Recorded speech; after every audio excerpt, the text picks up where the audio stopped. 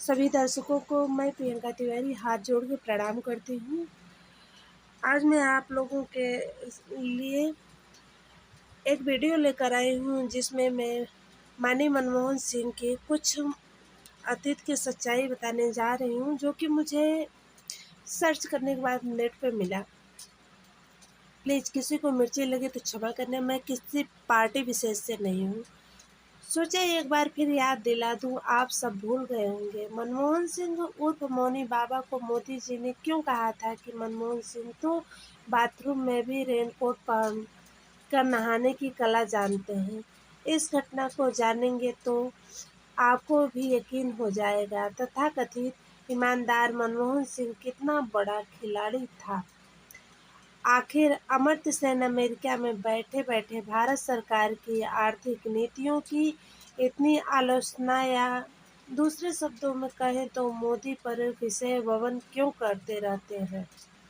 अगर आप भी अपनी जिज्ञासा शांत करना चाहते हैं तो ध्यानपूर्वक पढ़िए और जानिए क्यों।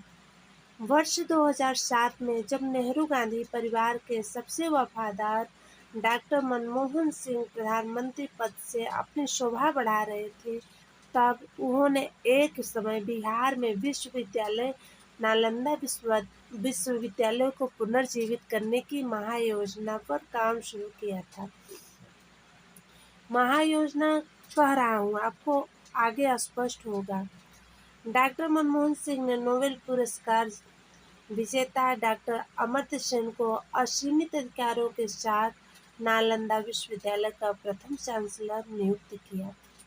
उन्हें इतना स्वायत्तता दी गई कि उन्होंने विश्वविद्यालय के नाम पर बिना स्वीकृति और जवाबदेही के किसी भी धनराशि और कितनी भी धनराशि अपने इच्छानुसार खर्च करने एवं नियुक्तियों आदि का अधिकार था। उनके द्वारा किए गए निर्णयों एवं व्यय किए गए धन का कोई भी हिसाब किताब सरकार को नहीं देना था।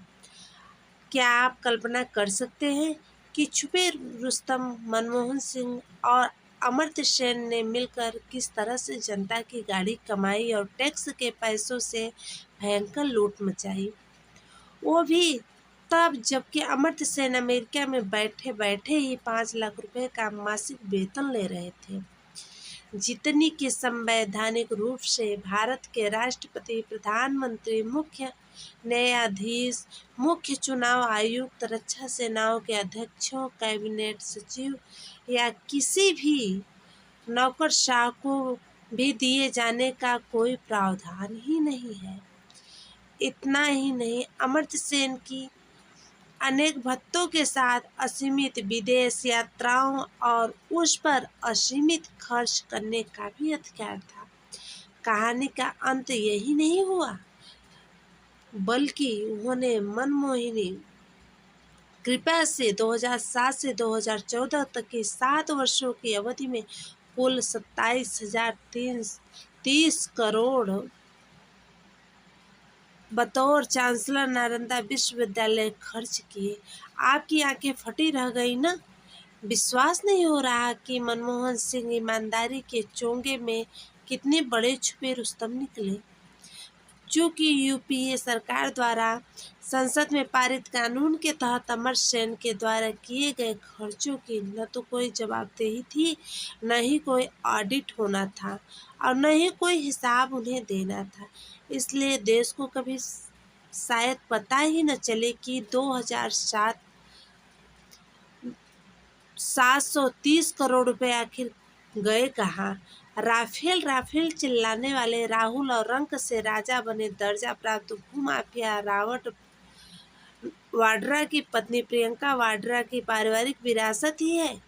कानूनी जामा पहनकर संगठित लूट की, ताकि कानून के हाथ कितने भी लंबे हो जाएं पर उनका कुछ न बिगड़े।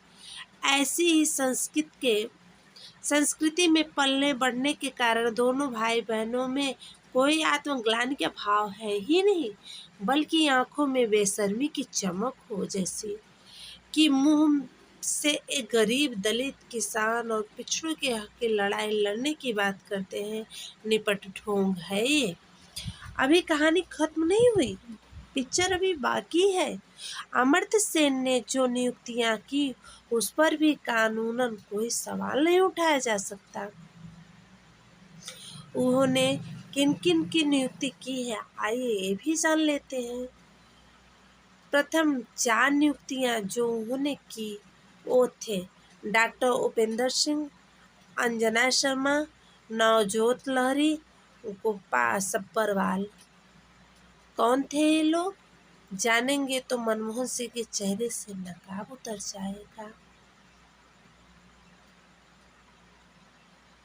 डॉक्टर उपेंद्र सिंह मनमोहन सिंह की सबसे बड़ी पुत्री है और बाकी 3 उनकी करीबी दोस्त और सहयोगी। इन 4 नियुक्तियों के बाद अमर्त्य सेन ने जो अगली 2 नियुक्ति की वो गेस्ट फैकल्टी अर्थात अतिथि प्राध्यापक की थी और वो थे दामन सिंह, अमृत सिंह।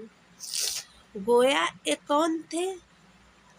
पहला नाम डॉक्टर मनमोहन सिंह की मछली पुत्री और दूसरा नाम उनकी छोटी पुत्री की है। और सबसे अद्भुत बात जो दामन सिंह और अमृत सिंह के बारे में है वो ये है कि दोनों मेहमान अध्यापक अपने 7 वर्षों के कार्यकाल में कभी भी नालंदा विश्वविद्यालय में आई ही नहीं, पर बतौर प्राध्यापक के अमेरिका में बैठे बैठे ही लगातार 7 सालों तक भारी भरकम वेतन लेती रही। उस दौर में नालंदा विश्वविद्यालय की संक्षिप्त विशेषता ये थी कि विश्वविद्यालय का एक ही भवन था, उसमें कुल 7 फैकल्टीज मेंबर और कुल कुछ गेस्ट फैकल्टीज मेंबर जो कभी नालंदा आए ही नहीं ही नियुक्त किए गए। वो जो अमर्त्य सेन और मनमोहन सिंह के करीबी और रिश्तेदार थे। विश्वविद्यालय में बमुश्किल 100 छात्र भी नहीं थे और न ही कोई वहाँ बड़ा वैज्ञानिक शोध कार्य ही होता था जिसमें भारी भरकम उपकरण या केमिकल आदि का प्रयोग होता हो। फिर 2,730 करोड़ रुपए गए कहाँ? आखिर मोदी जब सत्ता में आए और उन्होंने जब इस कानूनी लूटपाट की जानकारी हुई तो अमर्त्य सेन के साथ साथ मनमोहनी पुत्रियों को भी तत्काल बाहर का रास्ता दिखा दिया। कहाँ गए वो राफेल राफेल चिल्लाने वाले? लौट आए बैंकॉक से। कहाँ गई गरीब किसान की पत्नी जिसके साथ अत्याचार हो रहा था? अभी गरीब गुरबा के साथ सेल्फी में ही जुटी है क्या? कहाँ गए 49 बेल्चिंग के स्वयंभू चिंतक जिनके पीठ पर लदा पुरस्कारों का एहसान कभी उतरा ही नहीं है? तो आंखों में बेहयाई अभी बाकी है। इस मौनी बाबा ने अपने मनमोहिनी खामोशी से जो खेल खेला उसमें अपने परिवार और अपने इटालियन मालिक को भरपूर लाभ देने का मौका दिया। वो इनकी साफ सुथरे चेहरे को बेनकाब करने के लिए काफ़ी है। आज वही अमर्त्य सेन मोदी जी का सबसे बड़ा विरोधी है और मौका मिलते ही हर बार मोदी जी के बारे में पूरी दुनिया को गुमराह करने का प्रयास करता है। इस पोस्ट को प्लीज़ अगर ये वीडियो अच्छी लगी हो तो आप लोग लाइक करिए, सपोर्ट करिए मेरा। मैं किसी पार्टी विशेष से नहीं हूँ, मुझे ये पोस्ट सोशल मीडिया पे मिला, मैंने इसका वीडियो बना के आप लोगों के बीच में शेयर कर दिया। धन्यवाद दोस्तों, इसी तरह से आपका प्यार